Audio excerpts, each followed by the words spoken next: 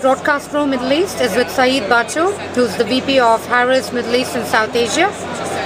Saeed Bacho has just secured one of the biggest wins in Jordan.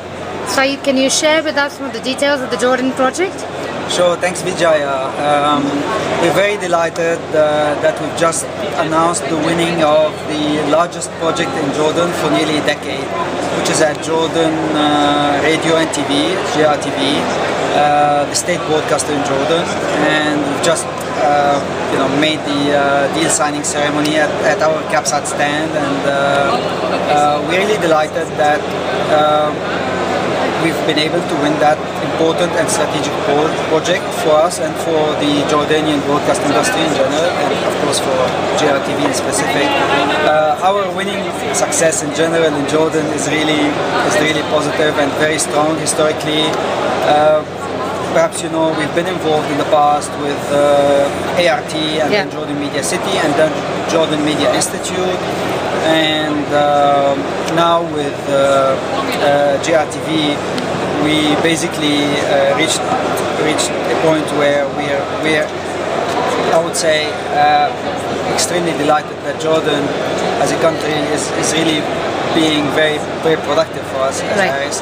And this project for this project in specific, this is very strategic because it comes after nearly 3 decades of Jordan TV not being revamped as such. It covers not only one aspect of the production environment or broadcast environment there, but 3 different aspects, main ones.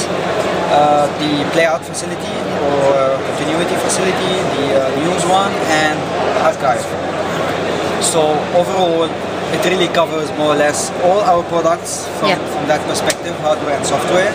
And we believe that one of the reasons why we've been successful technically as well as financially throughout the course of this project till we won it is that we've been very competitive because we manufacture most of the products that have been included in that project, whether it's automation or asset management or servers or graphics, the glue, infrastructure, routing, multi-viewing systems, as well as all kind of I would say